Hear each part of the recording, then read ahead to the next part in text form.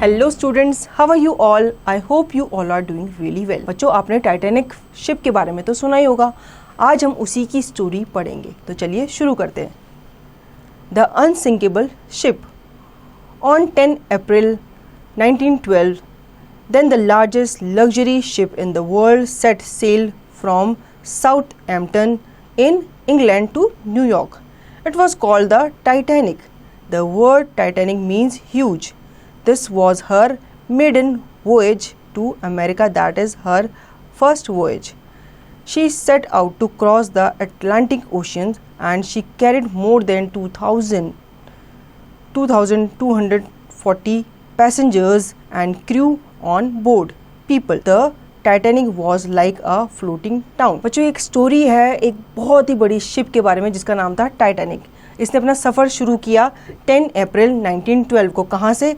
वो जा रही थी इंग्लैंड से न्यूयॉर्क, ठीक है। और उसके अंदर बहुत सारे पैसेंजर्स थे, मतलब आप लगा लो 2000 से भी ज़्यादा पैसेंजर्स थे उसके ऊपर। Everyone called the Titanic the finest ship in the world. Everyone was proud of her. She was as tall as a building with 15 stories. Inside, she was like a large hotel with grand staircases, dining rooms, shops and swimming pools. अब इसके बारे में बताया जाता है वो इतनी large थी, इतनी बड़ी थी कि उसके अंदर बहुत सारे डाइनिंग रूम्स थे, स्टेयरकेस थी, ठीक है, शॉपिंग मॉल था और स्विमिंग पूल भी था। Everyone thought that the Titanic could never sink. They called her the unsinkable ship. The ship's builders were so sure of this that they put only a few lifeboats on the ship. अब उस ship को unsinkable ship भी बोला जाता था। क्यों? क्योंकि उसके जो बनाने वाले थे उनको लगता था ये शिप तो कभी भी डूब ही नहीं सकती, इसलिए उसके अंदर लाइफ बोट्स भी कम रखी गई थी। The journey was very comfortable. The passengers were proud because they were travelling in the fast ship in the world. They felt safe, ठीक है। अब जो जर्नी थी वो बहुत ही कंफर्टेबल थी क्योंकि वो शिप जो था इतना बड़ा था, वो उसके ऊपर पानी के ऊपर कैसे चल रहा था, स्मूथली चल रहा था, तो सबको लगा कि हम सब क्या है, इस शिप में सेफ है। Then came the night of 14th April. The sky was clear and the sea was calm. Many of the passengers were asleep. Captain Edward Smith knew that there were icebergs nearby, so he told a man to keep watch from the top of the ship. Suddenly at 11:40 p.m. the man saw something. He grew cold with fear. A huge iceberg stood right in the path of the Titanic. Iceberg, he yelled. फिर एक रात आई 14 अप्रैल। अब उस रात को क्या हुआ, जो उस शिप का कैप्टन था जिसका नाम था एडवर्ड स्मिथ, उन्होंने क्या किया, एक आदमी को भाई वॉच के लिए रख दिया कि भाई तुम देखो सामने से अगर कोई आइसबर्ग, कोई बर्फ़ का पहाड़ आएगा तो बताना, हम क्या करेंगे, हम शिप की दिशा को मोड़ देंगे। लेकिन वो आदमी शायद देख नहीं पाया या उसको वो आइसबर्ग दिख नहीं पाया और सडनली क्या हुआ, आइसबर्ग बहुत ही पास आ गया। वो ज़ोर से चिल्लाया कि देखो वहाँ पे एक बर्फ़ का चट्टान है। Captain Smith fought hard to steer the Titanic away from the iceberg, but the ship changed direction slowly and her side scraped the mountain of ice. A shower of ice fell on the top decks and the iceberg cut holes along the ship's side. Water began to pour into the lower decks. Most passengers heard nothing and slept on. ठीक है, अब क्या हुआ, जो iceberg था वो इतना पास आ गया कि जो कैप्टन था वो अपनी शिप को मोड़ ही नहीं पाया। जब तक वो मोड़ पाता, क्या हुआ था, वो जो चट्टान थी वो शिप से टकरा गई और कुछ बर्फ़ के टुकड़े जो थे वो शिप में गिर गए और जब वो टकराई तो उस शिप में क्या हो गया, होल हो गया। Captain Smith and his crew could not stop the water flooding through the ship. They knew that the Titanic was in great danger. The unsinkable ship was sinking. At 12:15 a.m. Captain Smith sent urgent messages on the ship's radio asking for help. Help! Titanic sinking! Come quickly! Then he ordered the crew to wake up all the passengers. तो रात का समय था, सारे passengers जो थे वो सो रहे थे। कैप्टन ने अपने कुछ आदमियों को भेजा कि भाई सारे पैसेंजर्स को उठाओ और उनको बताओ कि शिप जो है डूबने वाला है। आसपास के जितने भी रेडियो स्टेशन थे वहाँ तक ये खबर पहुँचाई गई कि भाई हमारा जो शिप है वो डूबने वाला है, प्लीज़ हमारे लिए हेल्प भेजो।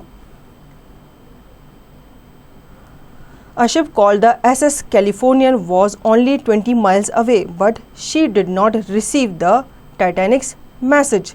Her radio was turned off and the radio operator was asleep.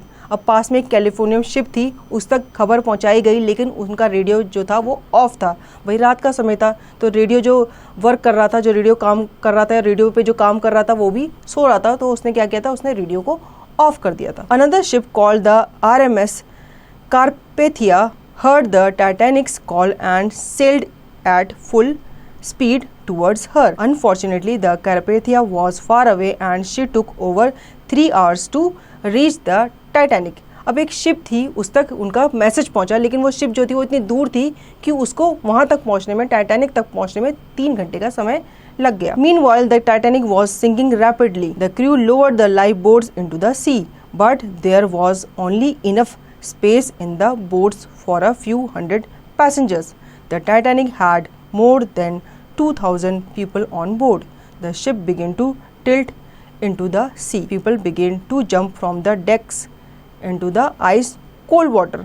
अब बच्चों, जो शिप था टाइटैनिक वो जल्दी जल्दी डूब रहा था और उस शिप में जो लाइफ बोट्स थी वो बहुत ही कम थी, क्योंकि किसी को लगा ही नहीं था कि ये शिप भी डूब सकता है।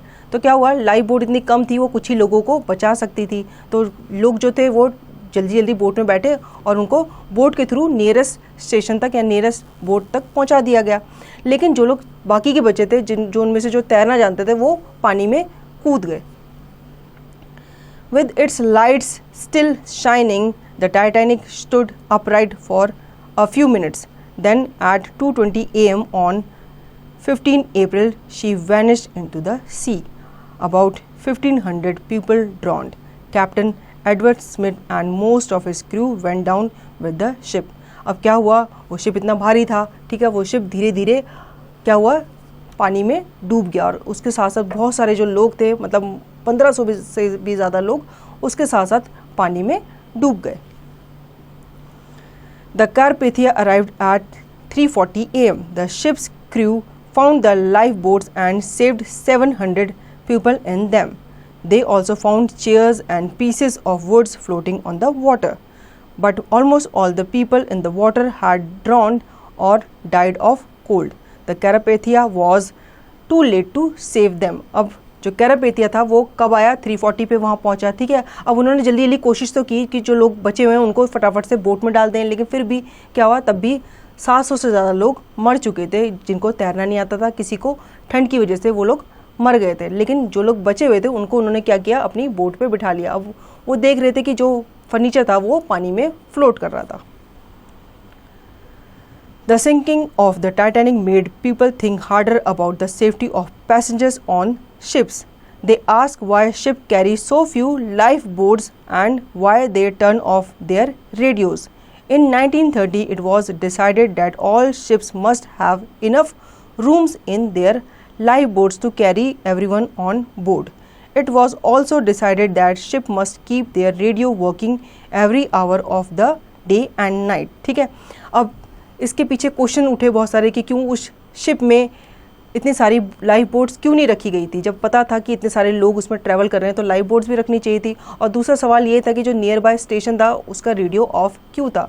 तो 1930 में जब रिसर्च की गई, पता लगाया गया कि भाई इसके कारण क्या कहते हैं, तो उन्होंने वही डिसाइड किया कि भाई आगे से क्या होगा, हर शिप में प्रॉपर लिमिटेड लाइफ बोट्स रखी जाएंगी, उतनी लाइफ बोट्स रखी जाएंगी जितनी कि सारे पैसेंजर्स के लिए सफिशिएंट होंगी। और रेडियो स्टेशन को भी बताया गया कि आप अपने रेडियोज़ को ऑन रखोगे 24 घंटे। In 1985, scientists sent a submarine to look for the wreck of the Titanic. They found the ship lying in 2 pieces on the ocean floor at a depth of around 4,000 meters, 13,000 feet. Later, they took photograph of the wreck and brought small part of it to the surface of the water.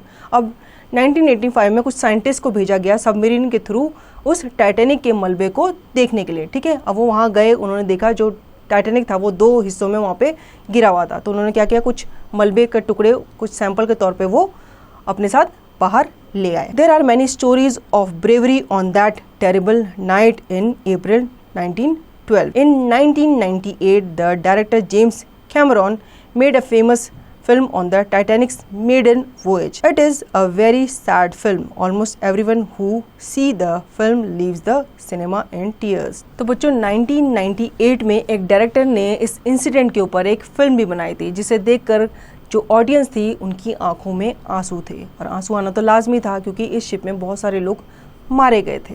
तो बच्चों ये story थी एक ऐसे ship की जो कभी डूब नहीं सकता था, लेकिन वो डूब गया था। तो बच्चों कैसी लगी स्टोरी? आई होप आपको ये स्टोरी अच्छी लगी होगी। अब इसकी एक्सरसाइज की प्रैक्टिस आपको खुद से करनी है।